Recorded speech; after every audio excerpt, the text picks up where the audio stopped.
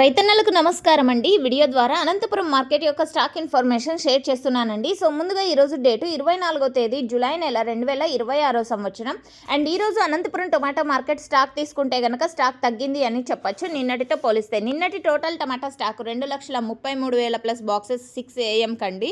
అంటే నిన్నటి ఈ టైంకి 2,33,000 ప్లస్ బాక్సెస్ వచ్చింది. బట్ ఈ రోజు వచ్చేసి 2,20,000 ప్లస్ బాక్సెస్ వచ్చింది.